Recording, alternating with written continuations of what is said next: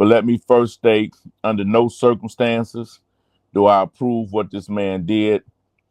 Do I approve of what his life represented, basically, in this situation, as far as the physical abuse that he applied on this young lady.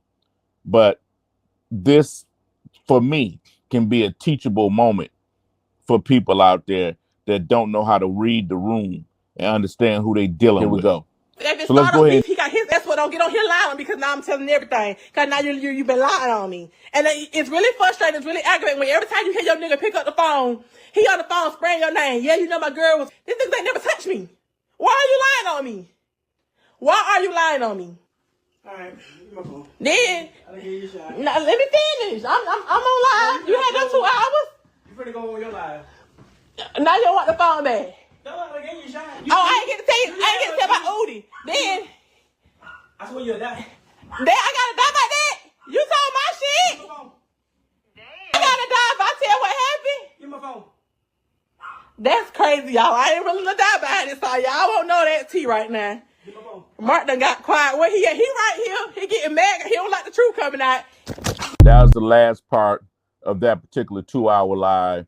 And that's when the young lady basically lost her life because of this over emotional dude. But that name there, Udi, really triggered him. And you heard what he said to her and what she repeated. So wow, I got to be deleted about that. Now, there's going to be more context that's brought. I'm going to play a few more clips, but one clip I didn't play, when he was going through his whole diatribe, he told that he caught an STD. Well, he blamed on her. It's really just, he was going in real hard, stating a whole lot of things that I don't think should have been stated on their period about this young lady. And the young lady felt some kind of way about it. And I'm giving that as context from... So I fuck around. I got what? And cheat while she was pregnant. First time cheating. I went in home about... It was your first time, nigga. About a year. Pay $100 for phone, there was one paying no bills. So, the you said like he said, set that shit up for him to talk, for her to talk to him, so you can rob Quan. That's what you said. That's how the whole them start talking started. It wasn't nothing about me and that shit at all. Now you see right there, she giving it to him. She ain't cutting him no slack. But what I want to point out, and which we're going to see as we continue to go through this, her telling right there, and this ain't about her. There's no excuse for what he did, period. But I'm using this as a teachable moment. Her telling right there, and the way it's flowing, you can tell that's what she does a lot. Again, never an excuse for what he did, never an excuse for what happened. This situation should have been broke up a long time ago. Okay, but what I want to point out to you is the level of mind manipulation that's going on in this situation and mental games. This is a teachable moment, not blaming nothing on no one. Mental games. Everybody can't play mental games because everybody's not strong enough mentally to handle it. And clearly this young lady was more intelligent than he was. And it's going to show. I didn't. You slide him. It's your job. And I told. It's your correction. You told. You slide him and I told him. I said, "Why fucking your bitch?" Okay. But Again. he still tried his bitch. You tried his bitch. Say something. You tried his bitch. Say something in my life. Bitch, sit back and listen. Oh, you finna stab me? Sit back and listen. Are you finna stab me? He lied though. If I get off this line, you ain't gonna make it out the door. And I'm gonna do it to you. Oh. So the best thing for you to do is shut the fuck up and listen to the lie. You need to stop lying. I'm telling the story, bitch. You lied though. The fuck? But you're lying. I ain't lying. Again, this is a teachable moment.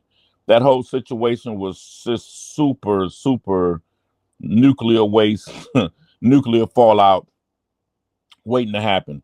This man threatened her and tell her if she keep it up, she ain't gonna make it out the house. He's getting aggravated with her because she keeps poking him. She keeps poking him. No excuse for what he did, but this is a teachable moment. Even what he's calling her is inappropriate. At one point, he grabs a household utensil. And she said, "Oh, so you're going to do whatever to me? Oh, so you're going to do whatever to me?" kind of laughing or whatever. Mind games, poking the bear, poking the bear. You can tell as she's talking, you're like, just be quiet or whatever. But you lying. You lying though. You're a liar. That's poking him, playing mental games with him. You notice as she talks, it throws him off. He has an ego, like most men do, but his ego is sensitive. When she said that name Udi, he knew it was over with after that. But go ahead. But she liked it, the point of pushing him and pushing him and pushing him. That was a form of stimulation to her. And I also believe him as well. But it's the games. And in cases like that, oftentimes his mental stability is based on her. She can trigger him. She can also calm him down. She's really in total control of him. And that's what must be understood. She's the one in control. I'm not blaming her for what happened. Meaning she knows how to control his emotions because he's limited here. I often tell young guys, because I learned from experience, don't enter a relationship playing games. Mental games or whatever kind of games.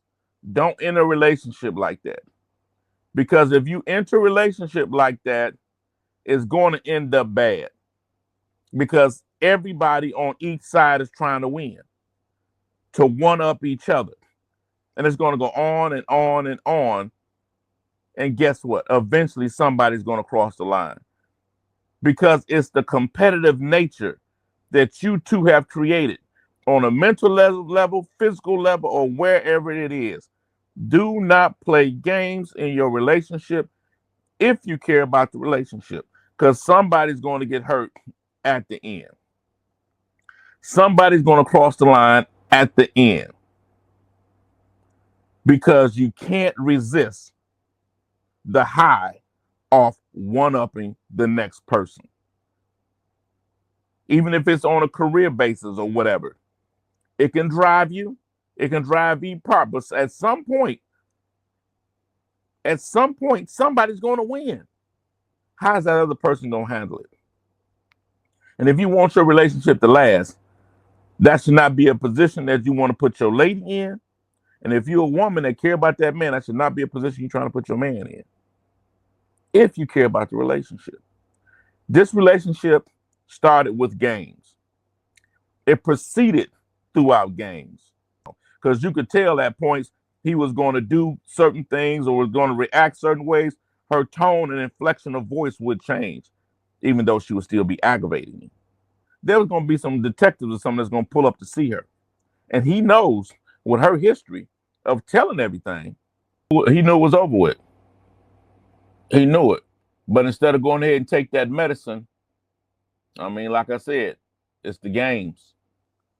And people saying she was wrong because she mentioned certain things, it's because of the cost.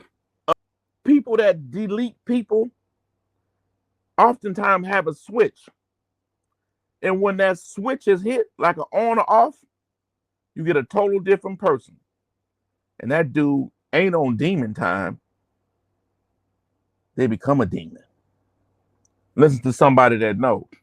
Here's my book on my life. Right there. El Primo, the Black Hand of the Sinaloa Cartel. That's my book on Amazon, audio book, the whole 9 ebook. That's the different volumes right there. I was over there in Mexico. I was on the streets of Detroit, East Side, and in these different areas. I came up in the 80s where you got a chance to see them guys. I guess I'm showing my age here from that movie called Full Metal Jacket with that 100-yard stare. Fuck with me. As always, trying to fuck with you, come fuck with me. And to all my kinfolk out there, remember, we got next. Deuces.